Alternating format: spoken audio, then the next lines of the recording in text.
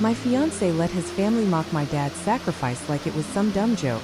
So I smiled, thanked them for showing their true colors, and ended the wedding right there in front of everyone. You know that rehearsal dinner vibe where everything seems polished, clinking glasses, polite chatter until someone trashes your dead father's heroism, and your fiancé joins in the laughter. That's when I stood up and said, "No wedding, but let me explain how it got there. My name's Gail. I'm 26, working retail at a local clothing store in Austin, Texas. It's not flashy, but I know every regular style, what jeans fit their vibe, which sales make their day. Folks drop in just to talk. I smile through the long shifts because I might be their only chat all week. Anyway, we'd been together almost 2 years, sharing an apartment, wedding plans locked and dress fitted, venue set. We were finalizing details when his mom dropped a comment that shattered it all, leading to me declaring no wedding. My dad drove trucks for over 20 years, same routes, helping everyone along the way, fixing flat tires for strangers, carrying bags for elders. He passed 3 years ago during a flash flood. He spotted a car swept into the water, pulled over, got a mom and her kids out safe. Then he heard barking, something trapped. He went back in, shielding a dog with his body as the current hit. They found him later, but he'd saved lives. He got a medal posthumously. My mom and I accepted it, hands trembling. We had our own lab who died weeks before. And Dad always said that bark still tugged at his heart. Those mementos, his cracked watch, scorched wallet. The dog's collar sat in a box like my anchor, reminding me of fierce, unconditional love. He knew the stories, acted like he respected them. His mom pretended too, but at that dinner, it all cracked open. The truth exploded when I called it off publicly. What do you think? Was I justified in ending it? Overreacted or spot on? How else could I have handled their mockery? If you face toxic in-laws or family drama like this, share in the comments, let's discuss. And if this resonates, hit subscribe for more real stories coming up. It started unraveling a week before the rehearsal dinner. York's mother, Nora, showed up unannounced with a basket of organic muffins and that polished smile she always wore like armor. She breezed through our apartment, commenting on how cozy it was in that tone that really meant cluttered. While I was at work folding shirts and helping customers find the right sizes, she decided to reorganize. York mentioned it casually when I got home, said she thought it would help freshen things up for the wedding. I nodded, tired from the shift, but something felt off. The living room looked too neat, pillows fluffed in a way that wasn't us. I headed to the bedroom to change and froze. The shelf where my box sat was empty. That box held everything: my dad's old watch with its cracked glass, his wallet still smelling faintly of leather despite the water damage, and Kodiak's collar with the tag that read, "If found, call home, he's family." It was my quiet reminder of what mattered. "Where's the box?" I asked York, trying to keep my voice steady. He glanced up from his phone, shrugged. "Mom moved it to the attic, said it was taking up space. Might help you focus on the future." I felt a knot in my stomach but climbed the ladder anyway. There it was, shoved under some old blankets in a dusty corner. I pulled it down, opened it carefully. My heart sank further. The watch and wallet weren't there. I rummaged through, panic rising, then checked the kitchen trash. There they were, mixed with coffee grounds and takeout wrappers. "You had no right," I said to York. Not yelling but firm. He looked confused, like I was overreacting. "Mom didn't throw them away on purpose, she just thought they were junk." "It's not junk, it's my dad's things. Kodiak's collar." He sighed, ran a hand through his hair. "She means well. You know how she is with her initiatives. Always donating or organizing church events. She's just trying to make our place feel like a fresh start." I stepped back, feeling the distance grow. "Why didn't you stop her?" He mumbled something about not paying attention, promised to talk to her later, but his eyes avoided mine, and I knew he agreed deep down. That box wasn't clutter to me, it was roots. I didn't push it further right then. Instead, I texted Opal about that girl's trip we talked about. No big reason, just needed a break before the chaos. We headed to Dallas for a weekend, cheap wine and hotel cups, laughing over old stories, pretending life was simple. For a bit, it felt like maybe things could smooth out after the wedding, that Nora would ease up, York would step up. But coming back, that hope started fading. When I got back from Dallas, The apartment smelled like lemon cleaner and something floral. Nora had clearly been there again. Things were shifted around, curtains drawn just so, and that sense of intrusion lingered. I dropped my bag and went straight to check the attic.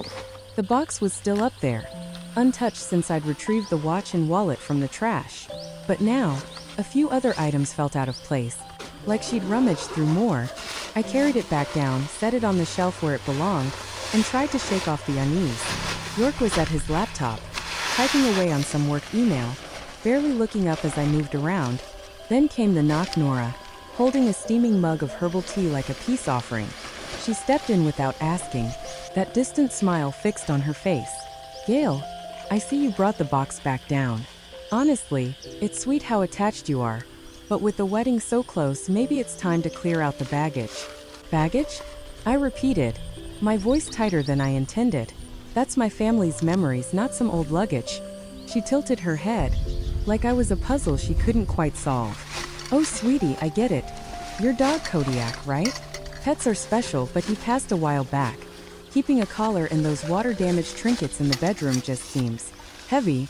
You and York are building something new. Forward focus, you know?" I felt heat rise in my cheeks. "Those trinkets are from my dad. They survived the flood with him." She waved a hand lightly. "Yes, the hero story. Touching. Really. But bedrooms should be for romance, not shrines." I was helping. Truly. York walked in then, sensing the tension. "What's going on?" Nora turned to him smoothly. "Just chatting about fresh starts, dear.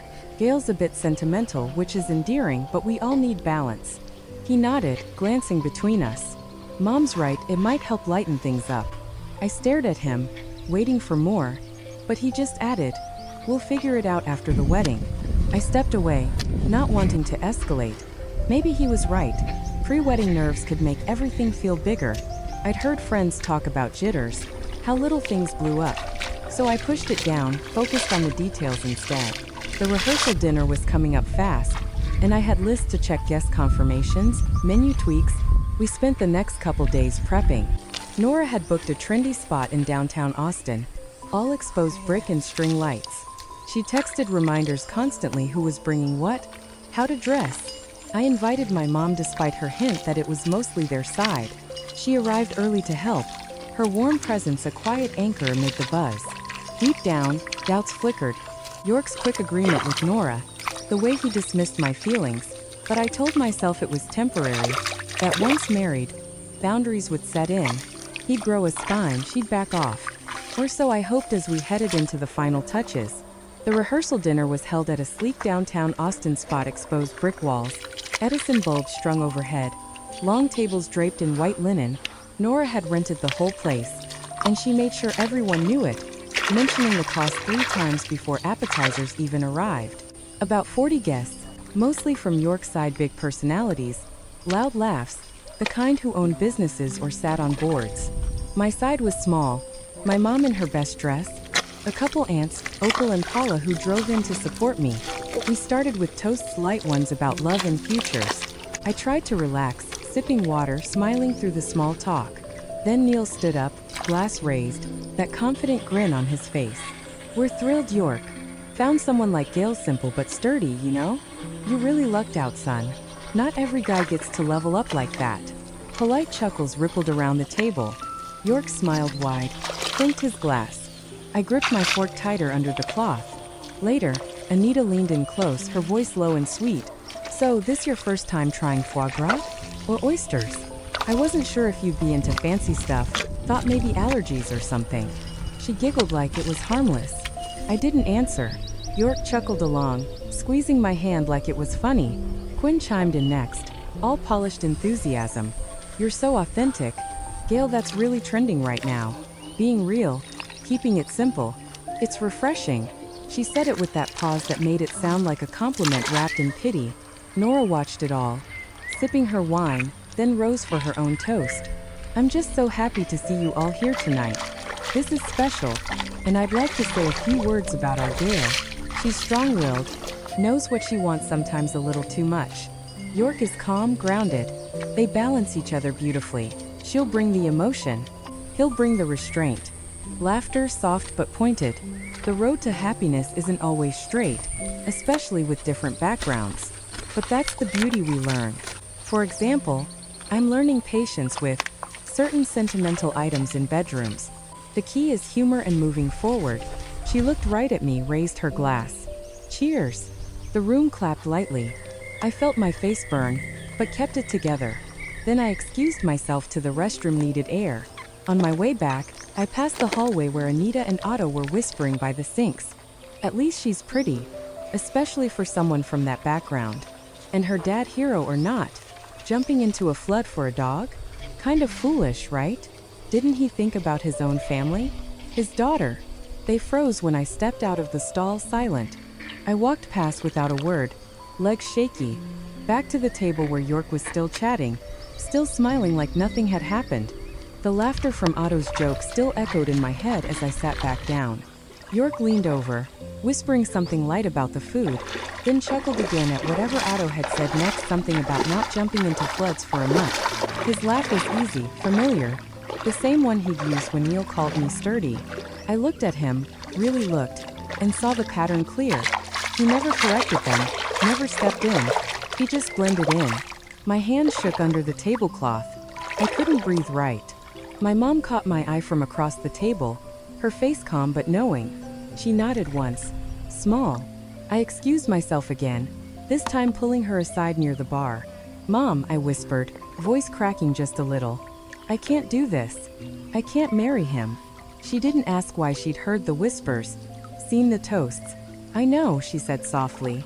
You've been trying to make it work, but no one should have to shrink to fit. I hugged her quick, feeling her steady arms. We walked back toward Opal and Paula, who were standing by the dessert table. Girls, I said low, there's not going to be a wedding. I'm calling it off. Opal's eyes widened, but she squeezed my arm. We've got you. Paula nodded, no questions. Just tell us what you need. I took a deep breath, walked to the center of the room. The jazz had paused for a moment between songs. I tapped my glass with a fork, sharp, clear. Heads turned. Excuse me, everyone. Can I have your attention for a minute? York turned, still smiling like I was about to say something sweet. I kept my voice steady. Thank you for tonight. Really. Especially for the honesty, because I heard everything I needed to hear. There won't be a wedding. Gasps rippled out. Not because I'm offended or running from challenges, but because I won't marry a man who sits silent while his family mocks me, my mom, and my dad who lost his life saving others in a flood, shielding a dog because that's who he was. More than most people manage in a lifetime. My fingers trembled on the glass. I won't hide what matters, my memories, my family, my roots. You wanted me smaller, quieter, easier. But I remember who I am, and who my dad was. I don't have to become less to fit anyone's idea of acceptable. I turned to York. I loved you, honestly. But if you can't stand with me when it counts, you're not ready to be a husband. I set the glass down. My mom stepped up beside me. We walked out. No one followed. The door closed behind us, and the room stayed silent. Outside the restaurant, the night air hit cool against my skin. My mom and I walked to her car in silence at first, then she reached over and squeezed my hand. You did what was right. No need to explain more tonight. We drove to her place, small house on the edge of Austin with the porch light always on. I unpacked my suitcase there, laying out clothes on the guest bed, feeling the weight lift a little with each item. The apartment with York felt like another life already. I couldn't go back, not even for one night. Around midnight, my phone buzzed York. I let it go to voicemail, but he showed up 20 minutes later, knocking softly. I opened the door just enough. Gail, can we talk? Please.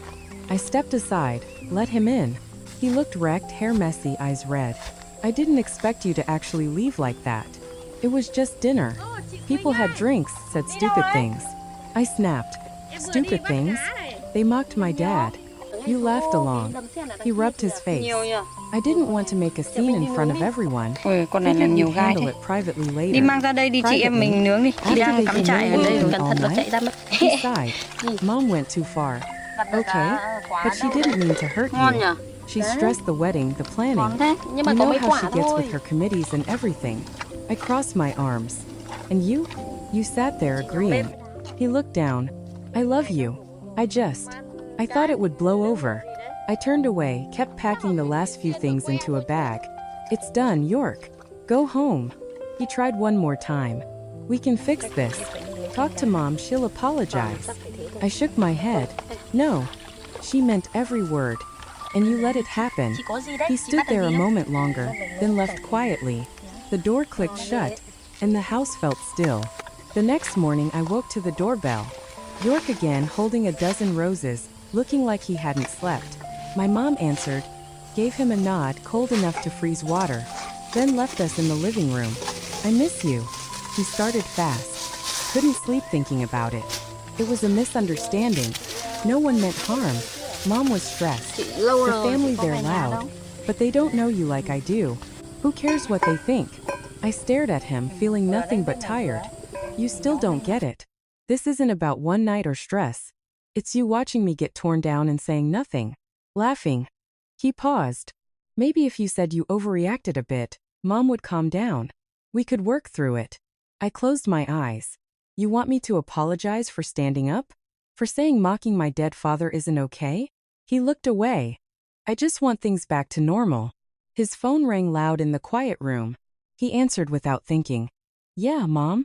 Her voice came through clear, no effort to lower it. Are you with her? Don't you dare apologize. She ruined everything, humiliated us in front of everyone. Wants to live with a box of dog hair and old junk. Let her. You'll find someone proper. One who doesn't throw fits over nothing. York glanced at me. Knew I heard every word. He mumbled, Mom, don't. But he didn't hang up. I walked to the door. Opened it wide. Go home, York. I don't want someone who needs explaining why silence hurts more than words. He left without another try. The roses stayed on the table. My mom came in later, picked them up, dropped them in the trash. Good riddance. 2 weeks passed in a quiet blur at my mom's house. Mornings started with coffee on the porch, evenings with old movies and her homemade pie. I kept busy extra shifts at the store, organizing inventory, training new hires. But at night doubts crept in. What if I'd overreacted? What if I could have explained calmer? Made them understand? York hadn't screamed or cheated, he just stayed quiet, like so many people do when things get uncomfortable. Maybe love meant forgiving that. I stared at the ceiling, turning it over until my head hurt. Then Paula texted a link. Check this, it's Nora's Facebook. I clicked, stomach dropping. 4 photos from our albums.